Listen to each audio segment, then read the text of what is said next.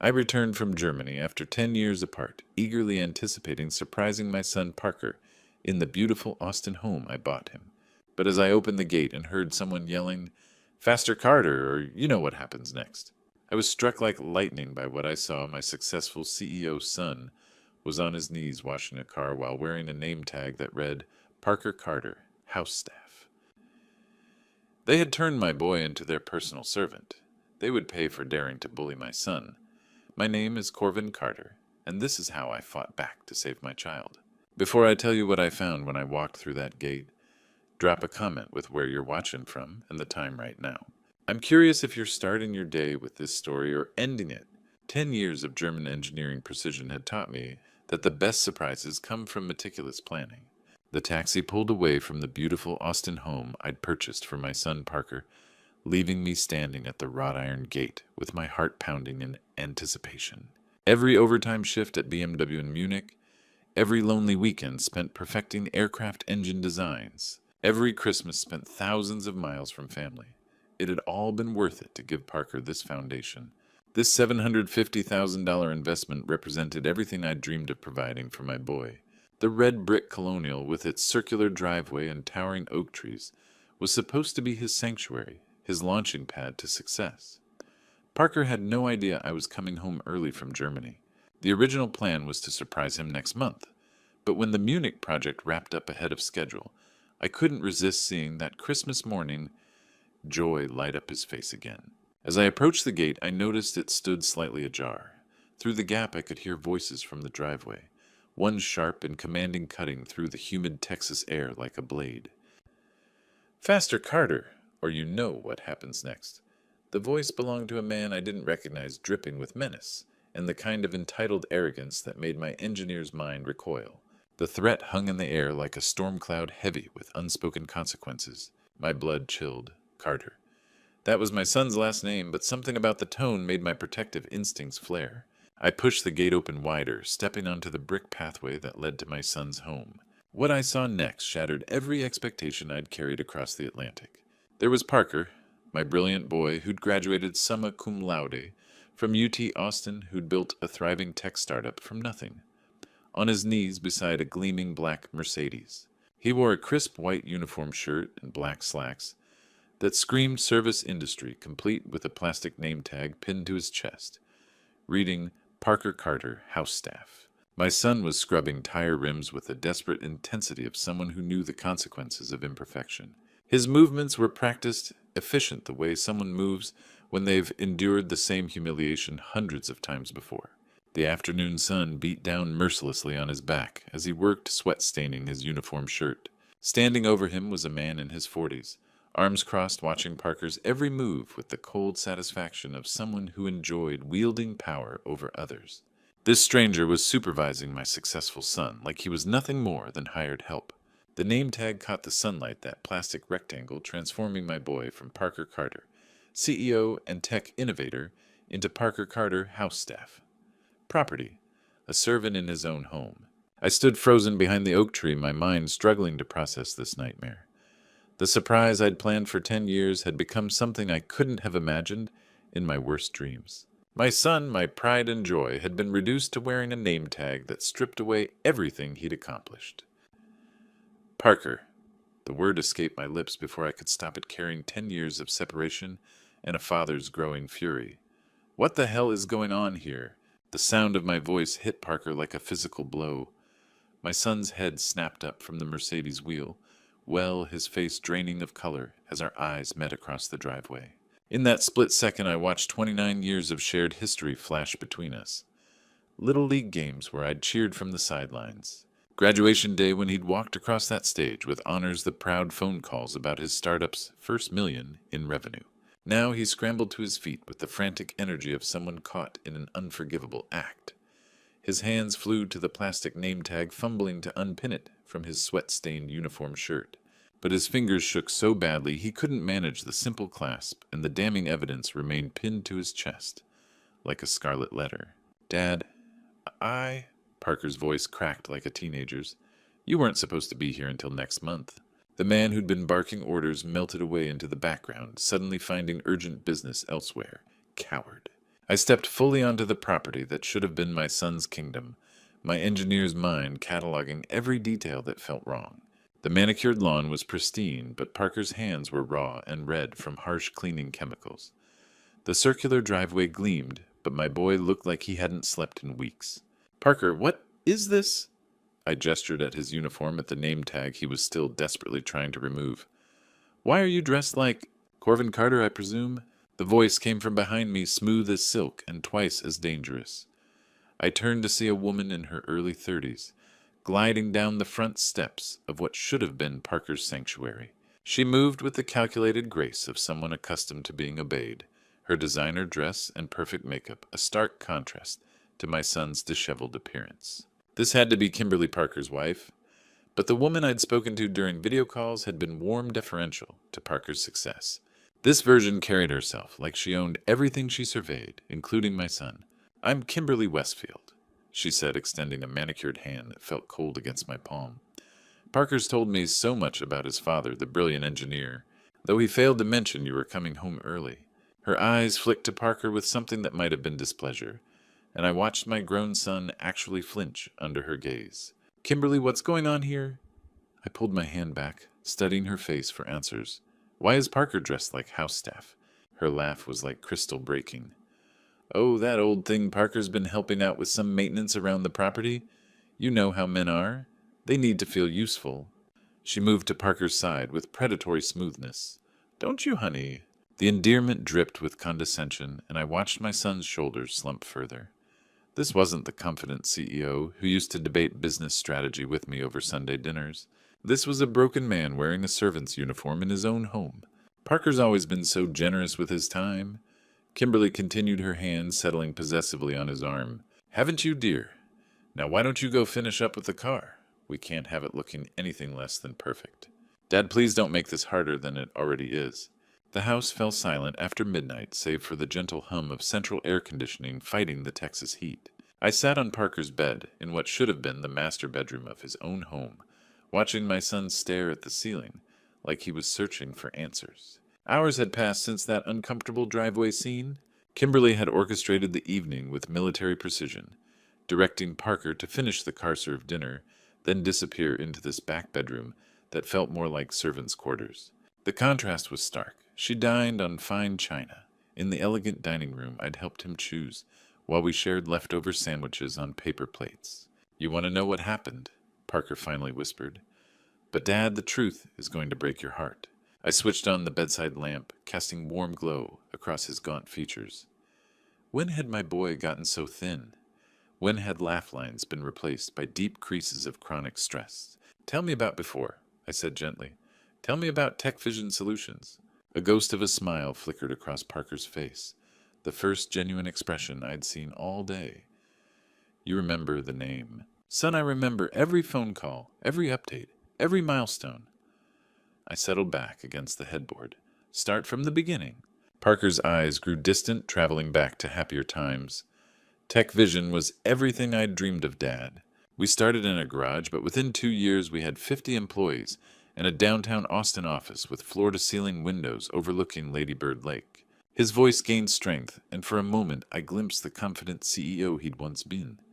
Our AI platform was revolutionary. We helped small businesses automate customer service, inventory management, entire operational workflows. Fortune 500 companies were calling us. We had a $5 million valuation and investors lining up around the block. I remembered those calls vividly. Parker's excitement crackling through international connections as he described board meetings, expansion plans, possibilities of going public.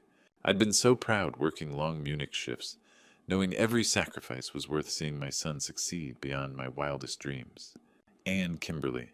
I asked, though today's woman bore little resemblance to the loving wife he'd described in video calls. "She was perfect back then." Parker's voice softened with genuine affection. "Beautiful, supportive, everything a man could want. She'd bring lunch to the office, charm investors at dinner parties, celebrate every victory like it was her own. When we got married, I thought I was the luckiest man alive." He sat up slowly, running hands through hair that needed cutting. "The wedding was spectacular. Her family spared no expense. The Westfields knew how to throw a party, and they welcomed me like their own son. Wellington kept talking about family investments and building generational wealth together. I had everything, Dad. Everything you worked so hard to give me the foundation for. His voice cracked with lost dreams. The company, the house, the wife, the future. I was living the American dream you'd sacrificed 10 years in Germany to make possible. The silence stretched between us heavy with unspoken tragedy. I could see the exact moment his expression shifted from nostalgia to something darker, more painful.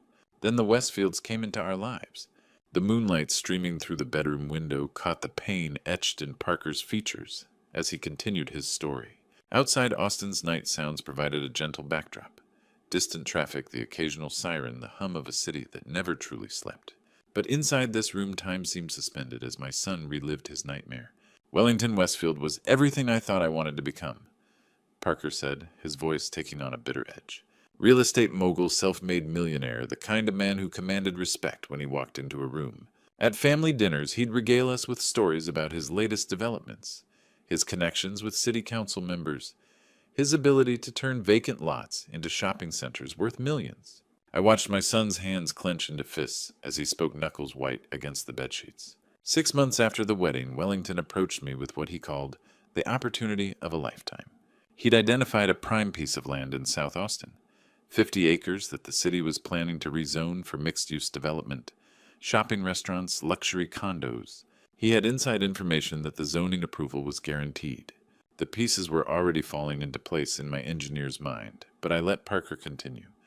Sometimes the only way through pain is straight ahead.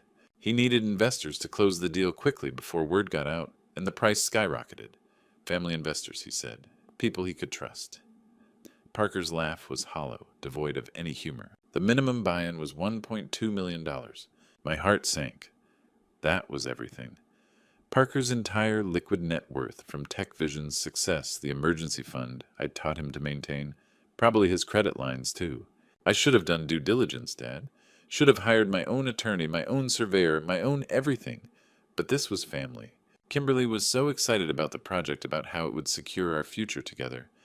Wellington had charts, projections, architectural renderings. It looked bulletproof. What happened? I asked, though I already knew the answer would destroy me. The land was worthless swampland that flooded every spring. The zoning application had been rejected months before Wellington ever approached me. The inside information was fabricated, the city council connections were lies, and the architectural firm he'd hired was a shell company run by his brother-in-law. Parker's voice cracked as he continued. By the time I figured it out, the money was gone, vanished into a maze of LLCs and offshore accounts that my lawyers couldn't untangle. Wellington claimed he'd been defrauded too, that we were all victims of a sophisticated scam. But somehow the Westfield family fortune remained intact while mine evaporated. I felt rage building in my chest like steam in a pressure cooker. This wasn't just theft. It was betrayal of the worst kind perpetrated by people who'd welcomed my son into their family. The lawsuits came next, Parker whispered. Investors who'd put money into TechVision based on my personal guarantee. Creditors who'd extended lines of credit against my assets. Employees who hadn't been paid because our accounts were frozen. They didn't just take my money, Dad. They destroyed my reputation, my credit, everything. He turned to face me fully, and I saw tears glistening in his eyes. The business press had a field day. Tech Wunderkind falls for real estate scam. AI company CEO loses everything in family investment gone wrong.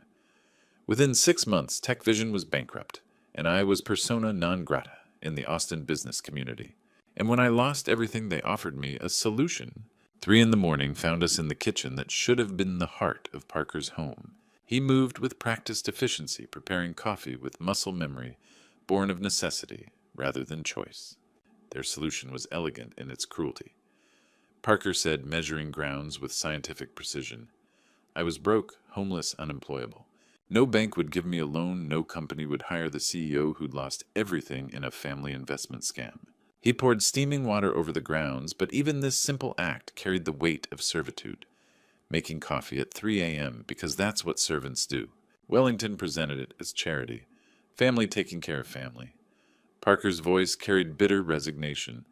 I could stay in the house you bought for me, Dad. The $750,000 investment you'd worked 10 years in Germany to afford. But there were conditions. The coffee maker gurgled as Parker leaned against the counter, shoulders sagging under invisible weight. I serve as the family's personal driver. All of them. Wellington, his wife, Margaret Kimberly, her brother Maximilian. Whenever they need to go anywhere day or night, I'm on call. My hands clenched around the mug he'd placed before me, ceramic warm but doing nothing to thaw the ice in my veins. I cook every meal for family gatherings. Thanksgiving dinner for 20 people, Christmas brunch, birthday parties. I plan menu shop for groceries, prepare everything from scratch, serve on fine china, then clean up while they retire to the living room.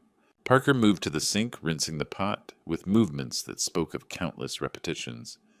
I maintain this entire property, landscaping, pool cleaning, repairs, seasonal decorations. When something breaks, I fix it. When something needs upgrading, I research options and present them for approval, like a contractor bidding for work. The list continued, each item delivered in the flat tone of someone who'd learned to disconnect from his own degradation. I detail their cars weekly, organize their closets seasonally, serve drinks at parties while wearing a uniform so guests know I'm staff, not family. He turned to face me, and in the harsh lighting I could see how thoroughly they'd broken him. But the worst part is Wellington's evening routine. After dinner, he expects a 30-minute massage while he watches the news, says it helps with his arthritis. My son, a former CEO who'd once commanded boardrooms, reduced to rubbing an old man's shoulders like a personal masseuse. They made me wear a uniform, Dad, with a name tag like I'm their property. Parker's voice dropped to barely above a whisper. Every morning I pin that plastic rectangle to my shirt, and every morning it reminds me that I'm not Parker Carter, former CEO. I'm Parker Carter house staff, a servant in the home my father bought me. The silence stretched between us filled with 2 years' worth of accumulated humiliation. I wanted to rage to tear down this arrangement with my bare hands, but Parker wasn't finished. But the worst part is what they made me sign. Dawn broke over Austin as I walked through the doors of the Austin Public Library. Sleep had been impossible after Parker's revelations. My engineer's mind had spent the night cataloging everything my son had told me and formulating a plan of attack. 30 years of troubleshooting complex aircraft systems had taught me that every problem has a solution. You just need to gather enough data to find the weak points. The Westfield family might think they'd created an airtight trap, but every system has vulnerabilities. I claimed a corner workstation and began my systematic investigation. Wellington, Westfield, Austin, Texas. Westfield Real Estate Development. Westfield Family Business. What I found painted a disturbing picture. Wellington's real estate ventures had a pattern. Partnerships that ended badly for everyone except the Westfield's investors, who'd lost everything while the family fortune grew. And a trail of lawsuits quietly settled out of court. Excuse me, are you Corvin Carter? I looked up to find a woman in her mid-60s with silver hair and kind eyes behind wire-rimmed glasses. Yes, I am. Do we know each other? Oh, I'm Helen Anderson. I live 2 houses down from Parker. She pulled up a chair beside me. I heard you'd come home from Germany. I was hoping we might talk. Something in her tone suggested this wasn't casual neighborly conversation. What about what's been happening to Parker? I've been watching Mr. Carter, and what I've seen has been breaking my heart for 2 years. 2 years. The timeline matched Parker's solution. I used to see Parker in business suits heading off to work with that confident stride successful young men have. Helen continued. Then suddenly he was outside at 6 every morning washing cars in a uniform. At first I thought he'd hired a service, but then I realized it was Parker himself. My hands clenched as she continued. I've watched him carry groceries like he was restocking a restaurant. I've seen him on ladders, cleaning gutters on his knees, weeding flower beds, polishing windows. Always in that uniform, always with that name tag. Helen pulled out a small notebook. I started keeping records. Call it a retired librarian's instinct, but something felt terribly wrong. She opened it, revealing pages of careful handwriting. June 15th, 2022. Parker washing 3 cars, 6 a.m. to 9 a.m. June 22nd, Parker serving drinks at backyard party and servers' uniformed guests, treating him like hired help. The systematic nature of her observations impressed me. This woman had been conducting her own investigation for months. I've wanted to help, but Parker always seemed so ashamed when he saw me watching. He'd hurry to finish his task and disappear inside. Helen closed the notebook and looked directly into my eyes. I don't know what hold that family has over your son, but I've been praying someone would come who could help him. When I heard you were back from Germany, I hoped that someone was you. She leaned closer, lowering her voice. Mr. Carter, there's something else you need to know about the Westfields. 20 minutes later, we sat at Radio Coffee on Barton Springs Road, the morning rush providing perfect cover for our conversation. Helen had insisted we move somewhere more discreet, and now I understood why. She pulled out a manila folder thick with documents and spread them across our table. Before I retired, I worked as a bookkeeper for 35 years, Mr. Carter. I know how to read financial records, and I know when something doesn't add up. The papers showed corporate filings, loan documents, and business registrations, all bearing official Texas state seals. About 6 months ago, I got curious about the Westfield family's business operations, Helen said quietly. All those expensive cars, constant renovations, lavish parties. Wellington claims real estate development, but I never saw actual projects. She pointed to the first documents. So I researched. Public records, corporate filings, loan applications. It's all available if you know where to look. What she'd uncovered made my blood run cold. The Westfield family operates 18 separate shell companies, Helen said, tracing down a handwritten list. Lone Star Development, LLC, Austin Properties. Holdings, Texas Commercial Ventures. They sound legitimate, but they're just paper entities with no real operations. I studied the documents, catching patterns with my technical eye. These loan amounts... Exactly. Helen's expression grew grim. Each company has substantial business loans. 50,000 here, 100,000 there, some as large as 300,000. Individually, they don't seem suspicious, but together... She pulled out a calculator, entering figures from her list. The total climbed $27,000, $284,000, $456,000, $789,000. Total debt across all 18 companies is $2.3 million, Helen said quietly. My coffee grew cold. But if these are shell companies, how did they qualify for loans? Helen pulled out another set of documents. Each loan required a personal guarantor, someone with sufficient assets and creditworthiness to back the debt if the company defaulted. She slid papers across to me, and I saw Parker's signature repeated across dozens of loan documents. Parker Carter, guarantor. Parker Carter, personally responsible. Parker Carter, liable for all debts. They used his tech vision success, his credit rating, his assets as collateral for every single loan, Helen explained. When each company inevitably failed and defaulted, the debt transferred directly to Parker as guarantor. The coffee shop noise faded as the full scope became clear. This wasn't just the real estate scam, this was systematic financial entrapment on a massive scale. They've created a debt trap worth over $2 million in your son's name, Helen said heavily. Every shell company, every loan, every default was orchestrated to transfer maximum liability to Parker while keeping Westfield assets protected.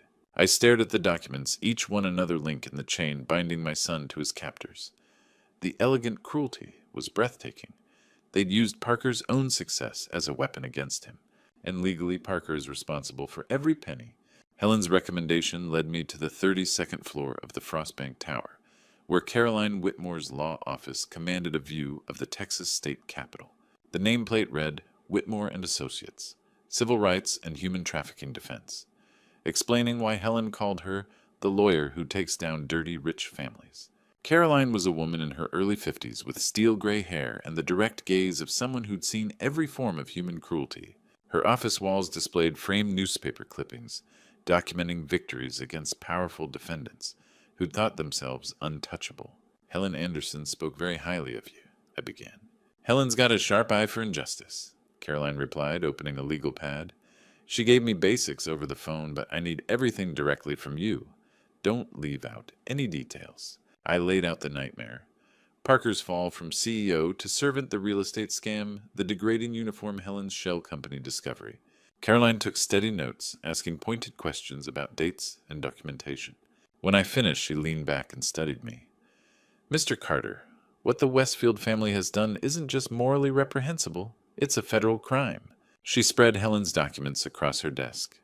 This debt bondage scheme, using fraudulent obligations to force unpaid labor, falls under federal human trafficking statutes. The uniform name tag degrading assignments, threats of financial ruin. This is textbook labor trafficking. Hope flared in my chest. So we can stop them. We can destroy them legally, Caroline said with predatory satisfaction. The evidence is overwhelming. Fraudulent shell companies, forged documents, debt bondage, human trafficking. Any prosecutor would jump at this case. She walked to the window, gazing at the Capitol dome. But you need to understand what you're up against. The Westfields have operated in Austin for 4 generations. They have connections with judges, prosecutors, police commissioners. When we file charges, they won't just fight back legally. What do you mean? Caroline's expression grew grave. Families like the Westfields don't just make threats. They follow through. They'll destroy your reputation, credibility to work. They'll dig up every mistake you've made and use it against you. She pulled out a thick file. I've represented 3 other Westfield victims. A contractor who refused to falsify inspection reports. An accountant who discovered tax fraud. A city planner who wouldn't approve a zoning variance. What happened to them? The contractor's business failed after anonymous complaints to licensing boards. The accountant was arrested on fabricated embezzlement charges that took 2 years to dismiss. The city planner, Caroline paused, her expression darkening, died in what police ruled a single-car accident on a clear, dry night. The room seemed to drop 10 degrees. You're saying they killed him. I'm saying when the Westfields feel cornered, people who threaten them suffer unfortunate accidents. Caroline's voice was steel. We can destroy them legally, but they'll try to destroy you first. She closed the file and looked directly into my eyes. Mr. Carter, I need you to understand. The Westfields have killed to protect their empire before. The Westfield estate in Westlake Hills sprawled across manicured acres, like a monument to generational wealth. Caroline's Mercedes wound up the circular driveway past luxury vehicles, parked beneath the porte cochere, a Bentley Tesla and the black Mercedes I'd seen Parker washing yesterday. Remember, Caroline said, approaching the imposing entrance, we're giving them one chance to settle quietly. Some families get scared when caught and choose the path of least resistance. A uniformed housekeeper led us through marble hallways lined with Westfield ancestor portraits. The wealth was displayed with old money arrogance, Persian rugs costing more than most cars, crystal chandeliers belonging in European palaces, furniture whispering of auction houses. Wellington Westfield waited in his study behind a massive desk, 70-something, silver-haired with soft features of inherited privilege, and cold eyes accustomed to getting his way through intimidation rather than merit. Mr. Carter, he said without rising voice, dripping condescension, I understand you have concerns about your son's living arrangements. Parker is quite content with his current situation. Content. The word came out sharp. You mean serving as your unpaid slave in his own house? Wellington's laugh was like ice cracking. Such dramatic language. Parker is family, and family helps family during difficult times. Caroline stepped forward, placing her briefcase on his desk with authority. Mr. Westfield, I am attorney Caroline Whitmore. These documents detail your systematic fraud and human trafficking operation. She opened the case precisely, spreading Helen's research across his desk. 18 shell companies, $2.3 million in fraudulent debt, forced labor. Everything needed for federal trafficking charges. Uncertainty flickered in Wellington's eyes as he glanced at documentation quickly replaced by arrogance. Ridiculous allegations from a desperate father and ambulance-chasing lawyer. The study door opened. Maximilian Westfield entered with predatory grace, early 40s, built for violence rather than vanity. His eyes held shark-like coldness. Problems, Dad. His voice carried subtle menace. I understood why Parker seemed so broken. This man had been the instrument of daily humiliation. Nothing we can't handle, Wellington replied, but I caught the glance between father and son, silent communication that made my skin crawl. Caroline remained unfazed. We're offering one opportunity to resolve this quietly. Release Parker from all obligations, return full property ownership, and pay $3.5 million in damages for 2 years of forced labor and emotional trauma. Wellington's face flushed red. $3.5 million for that pathetic excuse who couldn't manage his own business?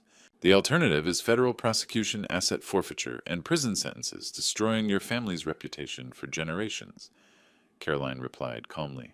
Maximilian stepped closer, presence filling the room like a storm cloud. You walk into our home making threats. You have no idea what you're dealing with. I stood to face him, protective instincts, screaming. I know exactly what I'm dealing with. Bullies who prey on vulnerable people because they're too weak to succeed on merit. Wellington rose slowly, hands shaking with fury. You think some old engineer can threaten the Westfield family? We've owned this city for 4 generations. We have judges, politicians, and police commissioners in our pocket. You have 48 hours to reconsider, or we destroy you completely." The silence that followed our ultimatum stretched like a taut wire ready to snap. Wellington Westfield stared at the documents spread across his desk, his face cycling through emotions, surprise, calculation, and finally settling into the cold fury of someone unaccustomed to being challenged. 48 hours. Wellington's voice dropped to a whisper that somehow carried more menace than shouting. "You walk into my home, make accusations based on fabricated evidence, and give me a deadline." He swept the papers off his desk with a violent motion, sending Helen's careful research scattering across the Persian rug. "I've been building this family's empire since before you were changing your son's diapers, Carter. Do you have any idea how many people have tried to threaten the Westfields over the years?" Maximilian moved closer to where Caroline and I stood, his presence radiating barely contained violence. I could smell his expensive cologne mixed with something darker, the scent of a predator who enjoyed the hunt. "Every single one of them learned the same lesson you're about to learn." Wellington continued, rising from his chair with the deliberate movements of someone savoring what came next. "The Westfield family doesn't negotiate with extortionists." This isn't extortion," Caroline interjected calmly, pulling out her phone with practiced discretion. "This is a settlement offer for documented crimes. Everything we've presented is backed by public records and witness testimony." Wellington's laugh was like breaking glass. "Public records. Witness testimony. You naive little lawyer. Do you think any of that matters when Judge Morrison owes his election to Westfield campaign contributions? When District Attorney Phillips got his start at our law firm, when half the city council members have their mortgages held by Westfield Financial?"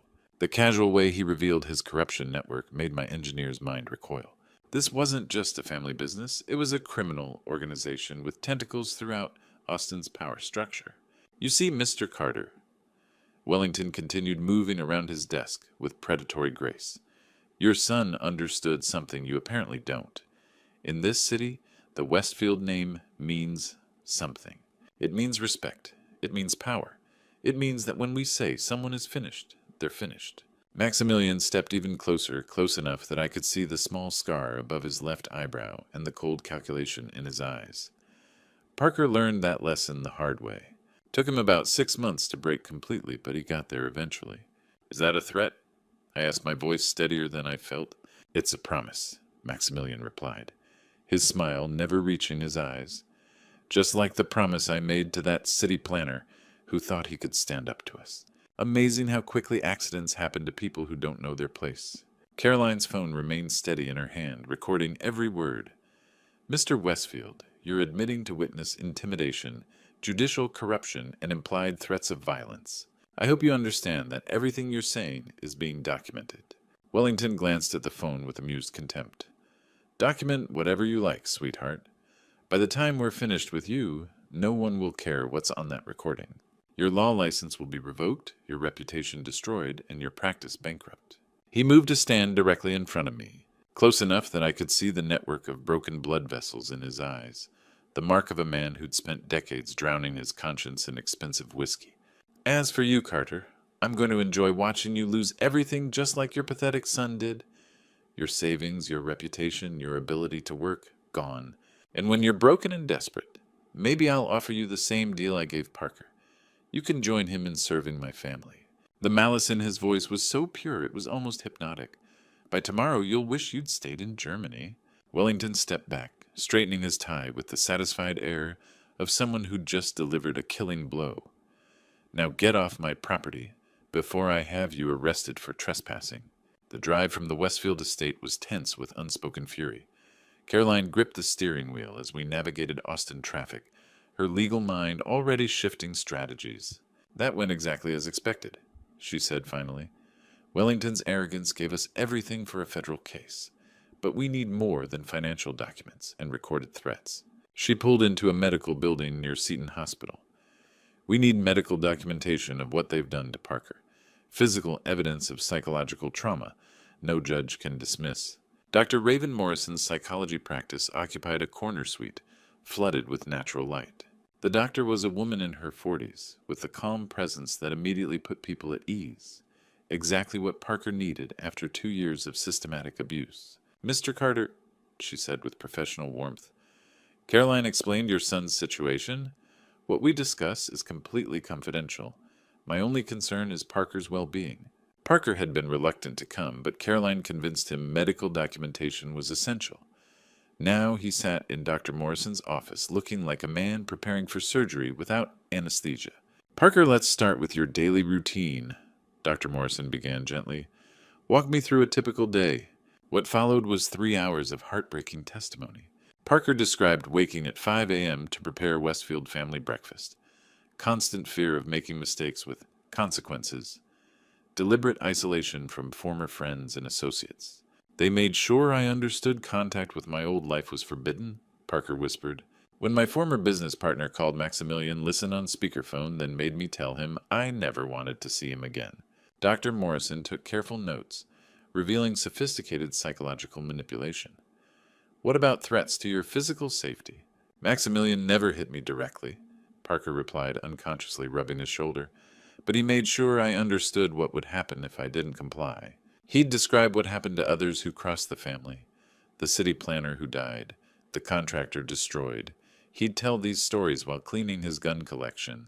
Parker's clinical detachment was worse than tears would have been. This was a man who'd learned to disconnect from trauma to survive. Dr. Morrison spent another hour conducting standardized assessments, her expression growing graver with each evaluation.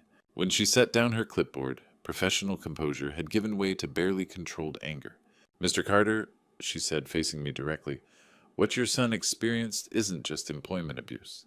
This level of psychological control, systematic isolation, and fear-based compliance constitutes torture. The word hit like a physical blow. Torture. My son had been tortured for 2 years while I worked in Germany, unaware of his suffering. The psychological profile shows severe PTSD, clinical depression, and learned helplessness. Where victims become so conditioned to powerlessness, they stop trying to escape even when opportunities arise. Dr. Morrison organized her documentation.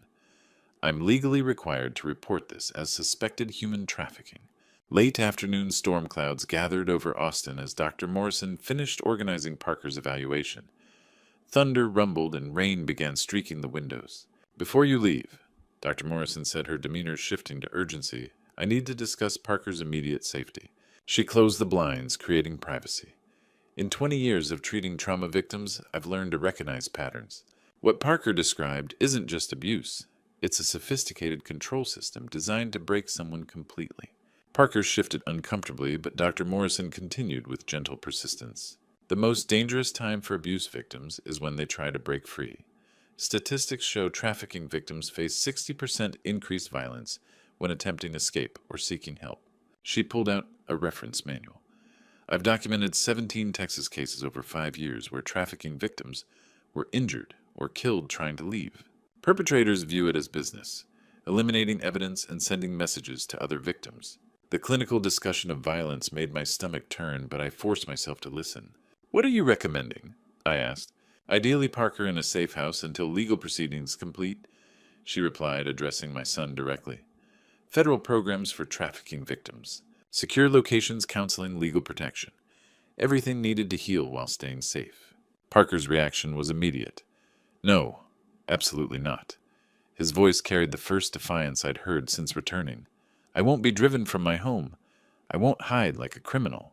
This isn't about being criminal, Dr. Morrison said gently. This is about staying alive to see justice served. She's right, son. I added, though protective instincts screamed against hiding my boy in some facility.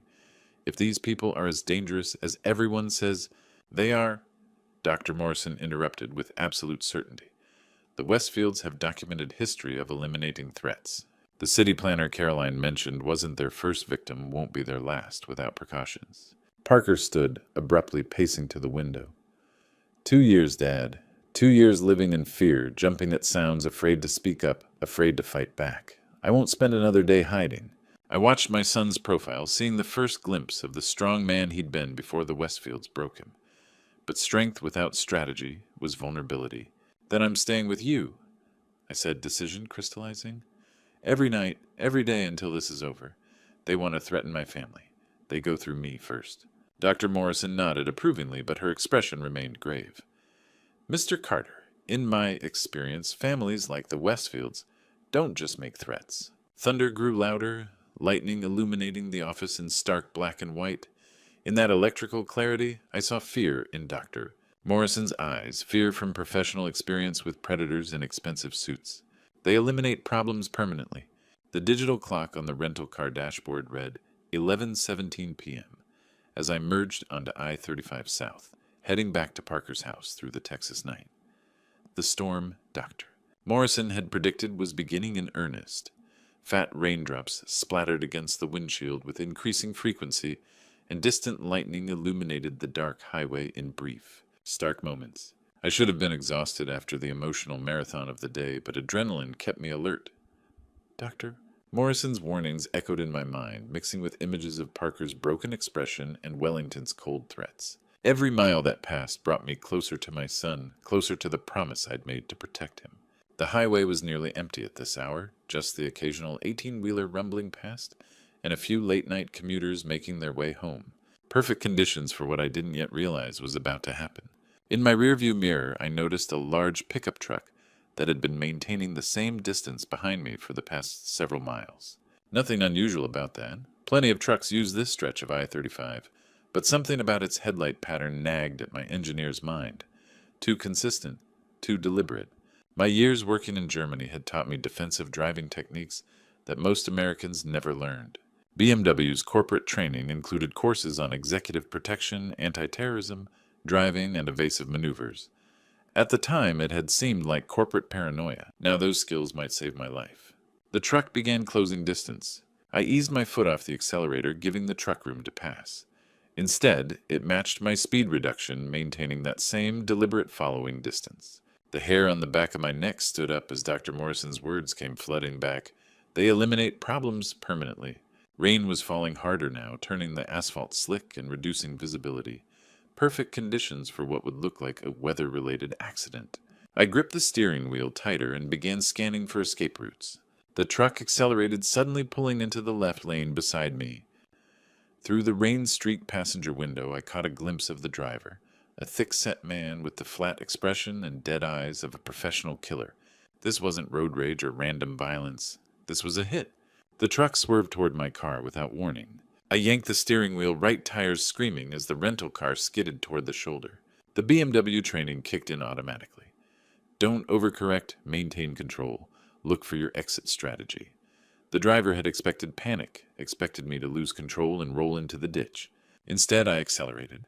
The truck tried to match my speed, but the driver wasn't prepared for aggressive defensive tactics. I pulled ahead, then cut sharply back into the left lane, forcing him to brake hard or risk losing control on the wet pavement.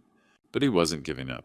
The truck's engine roared as it accelerated again, this time aiming for a direct rear-end collision that would send my smaller car spinning into the concrete barrier at 70 miles per hour. I saw it coming in my mirrors, the truck bearing down like a battering ram, the assassin's face cold and focused behind the wheel. This wasn't meant to look like an accident anymore. This was an execution. At the last possible second, I jerked the wheel left and hit the brakes, simultaneously sending my car into a controlled slide across both lanes. The truck committed to its killing blow had no time to adjust. It struck the concrete barrier at full speed. The explosion lit up the night sky like a small sun metal and glass, erupting in all directions as the truck flipped end over end before coming to rest as a burning wreck. I pulled over on the shoulder, hands shaking as I called 911, watching the flames consume what remained of whoever had been sent to kill me. If they're willing to kill me, Parker doesn't stand a chance. The fluorescent lights in the Austin Police Department's traffic division buzzed overhead as I sat across from Officer Martinez, trying to convince him that what he saw as a routine highway accident was actually attempted murder. The coffee in the styrofoam cup had gone cold an hour ago, but I kept gripping it like an anchor to reality. "Let me understand this, Mr. Carter," Officer Martinez said, reviewing his notes with the weary patience of someone who'd heard every conspiracy theory imaginable. "You're claiming that this truck driver deliberately tried to ram your vehicle, but you have no proof beyond your own suspicions." "The driver was a professional," I insisted for the third time. The way he maintained following distance, the precision of his attack pattern. This wasn't road rage. This was a hit. Martinez glanced at his partner, Officer Johnson, who'd been silent throughout my statement.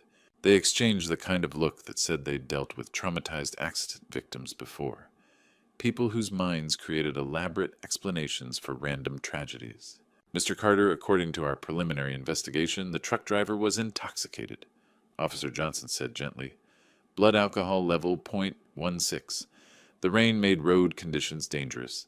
Sometimes accidents are just accidents. I wanted to scream that they were wrong, that the Westfield family had connections throughout the city government, that this dismissal was exactly what Wellington had predicted. But arguing would only make me look more unstable. Can I go now? I asked, standing abruptly.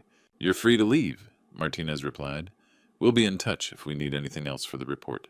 The drive back to Parker's house took 20 minutes through rain-slicked streets, every shadow potentially hiding another assassin, every approaching vehicle a potential threat.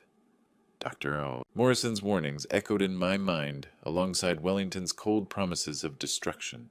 I found Parker's house dark, except for a single light in what I now knew was his servants' quarters. Using my key, I entered through the front door and immediately sensed something wrong. The house felt different, tense like the air before a thunderstorm. Parker, I called out softly. Dad, back here, came his muffled voice from the rear bedroom. I found him barricaded behind a dresser he'd pushed against the door, sitting on the floor with his back to the wall and a baseball bat across his knees. His face was pale eyes wide with the kind of fear that comes from receiving very specific, very credible death threats. What happened? I asked, though I already knew the answer would confirm my worst fears. Maximilian called about an hour ago. Parker said, his voice barely above a whisper. He knew you'd been in an accident. He knew the exact time, the exact location, even knew that you'd survived when the truck driver didn't. My blood turned to ice. The police might think it was a coincidence, but Maximilian's knowledge proved this had been a coordinated attack. He said the next attempt wouldn't fail. Parker continued gripping the bat tighter. He said they'd tried to handle this quietly, but now they were done being subtle. What else did he say? Parker's voice cracked as he delivered the ultimatum. Dad, they said if we don't drop everything by midnight, we're both dead. The lawsuit, the medical reports, all of it. We have until midnight to call Caroline and withdraw everything, or they'll make sure neither of us sees tomorrow. I checked my watch. 11:43 p.m. 17 minutes until their deadline. We could call Caroline, I said, though the words tasted like defeat. We could. No, Parker interrupted, and I heard something in his voice I hadn't heard in 2 years. Defiance. I won't let them win. I won't spend the rest of my life as their slave, and I won't let them turn you into one too. He looked up at me with eyes that held both terror and determination. But, Dad, we can't run. We can't hide, and the police won't help. Midnight struck with a crack of thunder that shook the house to its foundations. The storm that had been brewing all evening finally unleashed its full fury over Austin, sending sheets of rain against the windows and causing the lights to flicker ominously. Parker and I sat in his barricaded bedroom, listening to the wind howl through the oak trees outside like the voices of the damned. The power had been cutting in and out for the past hour, plunging us alternately into darkness and harsh electric light. Each time the lights failed, we held our breath, wondering if this was when they would come for us. The midnight deadline had passed without word from Caroline, without surrender, without the cowardly retreat the Westfields had demanded. Maybe they'll wait until the storm passes. Parker whispered, though neither of us believed it. That's when we heard the sound of breaking glass from somewhere in the back of the house. I pressed my finger to my lips, signaling Parker to stay silent, and crept toward the bedroom door. The baseball bat felt inadequate in my hands, but it was the only weapon we had. Through the crack under the door, I could see a flashlight beam moving through the hallway. Someone was inside the house. I know you're in here, Carter. Maximilian Westfield's voice echoed through the house, distorted by rage and what sounded like alcohol. You think you can threaten my family? You think some old engineer and his pathetic son can destroy 4 generations of Westfield power? The flashlight beam grew brighter as he moved closer to our hiding place, but it was the smell that made my blood freeze. The sharp chemical odor of gasoline seeping under the door. You should have taken the deal when we offered it. Maximilian continued, his voice taking on the unhinged quality of someone who'd crossed the line from criminal to psychopath. Should have crawled back to Germany with your tail between your legs. But no, you had to play hero. I could hear liquid splashing against the walls, the sound of gasoline being poured liberally throughout the house. The fumes were getting stronger, making my eyes water and my throat burn. This wasn't just a threat anymore. This was a man preparing to commit mass murder. Maximilian's lost it, I whispered to Parker, who had gone white as a sheet. He's going to burn the house down with us inside. Parker's hand shook as he gripped his baseball bat.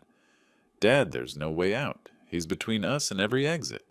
Through the walls, we could hear Maximilian continuing his deranged monologue as he methodically doused every room with accelerant. The family business requires certain sacrifices. Loose ends that need to be cleaned up. Witnesses that need to be silenced. The smell of gasoline was overwhelming now, so strong I could taste it on my tongue. My engineer's mind calculated how quickly this house would become an inferno once ignited. Less than 60 seconds for the flames to spread through every room. Maybe 3 minutes before the structure became completely engulfed. You brought this on yourselves. Maximilian screamed, his voice now coming from just outside our door. You forced us to take extreme measures. I heard the distinctive scrape of a match being struck. The sound froze my blood. In that moment, I realized that all our legal maneuvering, all our evidence gathering, all our careful planning had been rendered meaningless by one man's descent into murderous madness. The Westfield family doesn't leave witnesses. The match flew through the air in a perfect arc, landing in the gasoline-soaked hallway, with a soft whoosh that immediately became a roaring inferno. Flames raced along the walls like living things, consuming everything in their path with terrifying speed. The whole house erupted in flames with us still inside. The flames moved faster than I had calculated. Within seconds, the hallway outside our bedroom had become a corridor of hell-orange tongues, licking at the ceiling as black smoke poured through every crack and crevice. The temperature spiked so quickly I could feel my skin beginning to burn just from proximity to the door. "Parker, we have to move now," I shouted over the roar of the fire, grabbing his arm and pulling him toward the window. But Maximilian had anticipated our escape route. Through the smoke and flames, I could see his silhouette blocking the hallway that led to the front of the house, a crowbar gleaming in his hand like some medieval weapon. His face was illuminated by the firelight, twisted into a mask of murderous satisfaction. "No one leaves," he screamed, his voice barely audible over the crackling inferno. "If I can't have my family's empire, nobody gets to have their family." The window behind us was our only option, but it was a 15-foot drop onto concrete patio stones. Parker might survive the fall, but in his current state of shock, he could just as easily break his neck. I had to get us past Maximilian and to the front door. I pushed Parker behind me and grabbed the baseball bat, knowing it was inadequate against a crowbar, but having no other choice. "Stay behind me, son." Maximilian swung the crowbar at my head as I charged through the burning doorframe. I ducked, but the smoke had affected my vision too. The metal bar caught me across the shoulder, sending lightning bolts of pain down my arm and knocking me to my knees. "Dad," Parker's voice cut through the roar of flames. Maximilian raised the crowbar for a killing blow, his face twisted with savage triumph. "Say goodbye to your pathetic father, Parker." That's when something extraordinary happened. 2 years of psychological conditioning, 2 years of learned helplessness, 2 years of being broken down into a servant. All of it shattered in an instant when Parker saw his father in mortal danger. My son launched himself at Maximilian with a primal scream that came from somewhere deeper than fear, deeper than conditioning. The impact sent both men crashing into the burning wall, the crowbar spinning away into the flames. "Don't you touch my dad!" Parker roared, grappling with Maximilian as they rolled across the burning carpet. I struggled to my feet, my shoulders screaming in pain, but my heart soaring with pride. This was my boy, not the broken servant the Westfields had created, but the strong man I'd raised. Maximilian broke free and scrambled for the crowbar, but I was already moving. My engineer's eye had caught something crucial, the way the flames had weakened the main support beam, running across the ceiling directly above us. The wood was charred and sagging, held up more by habit than structural integrity. "Parker, get clear!" I shouted. As Maximilian grabbed the crowbar and turned toward my son, I kicked at the wall with both feet, hitting the exact spot where the compromised beam connected to the load-bearing stud. The impact sent vibrations through the weakened wood, and physics did the rest. The beam came down like the hammer of God. Maximilian's scream was cut short as 200 pounds of burning timber crashed onto his chest, pinning him to the floor. His eyes went wide with shock and pain, but the flames were already reaching for him with hungry fingers. "Come on, Dad." Parker grabbed my good arm, supporting my weight as we stumbled toward the front door. Together, father and son, we kicked open the warped door and escaped into the storm. Behind us, the house groaned and settled as structural supports failed one by one.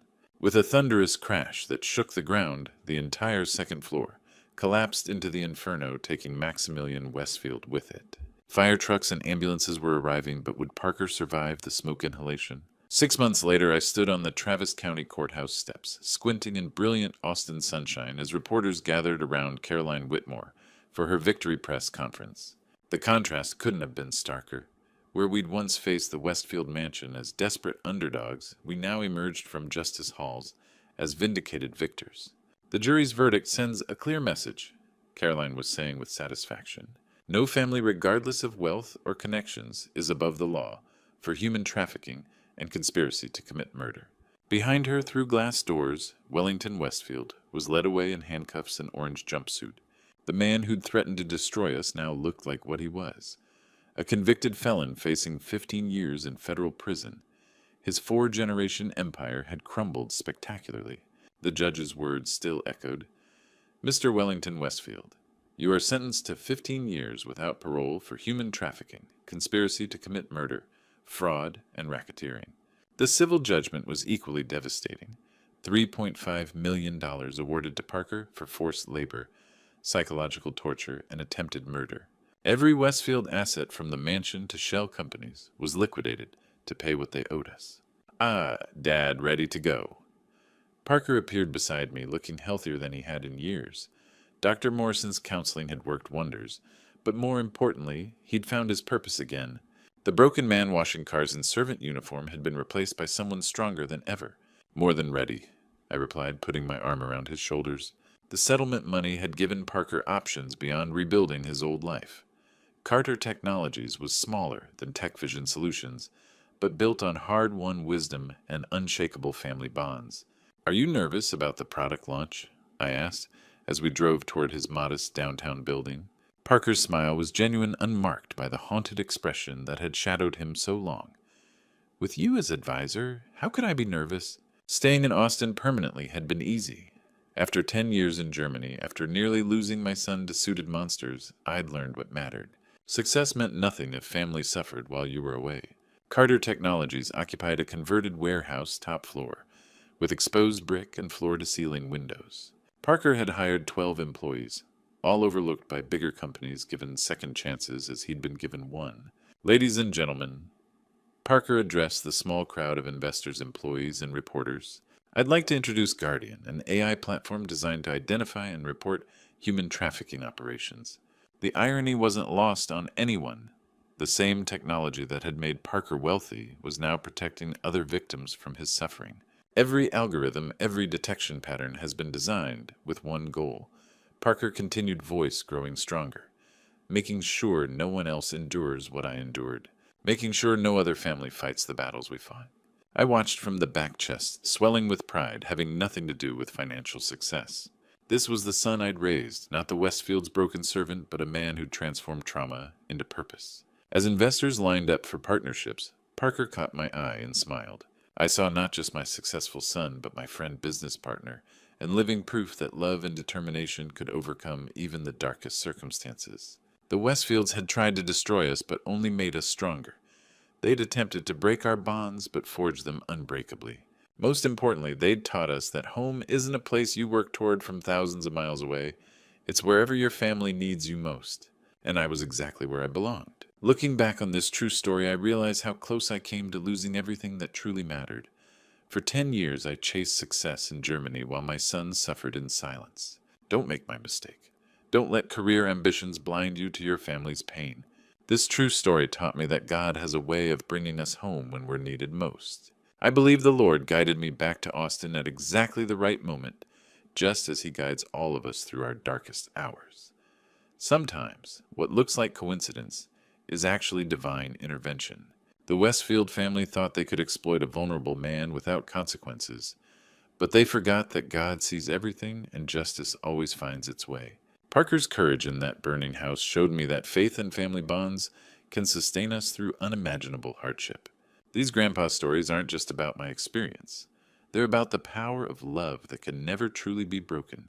When I saw Parker transformed from successful CEO to broken servant, I understood that no amount of money can replace being present for your family's struggles. If you're working far from home, remember that success means nothing if your loved ones are suffering while you're away. This true story could have ended very differently if I'd arrived even a few weeks later.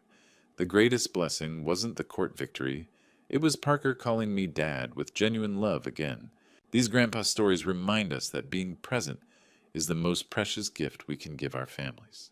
That's why I share these grandpa stories, to inspire other fathers to prioritize what truly matters before it's too late. Don't wait for a crisis to bring you home. Never underestimate the power of a parent's love to move mountains when their child needs them most. If this story touched your heart, please share your own family experiences in the comments below. Don't forget to subscribe to our channel for more inspiring stories that celebrate the unbreakable bonds of family love.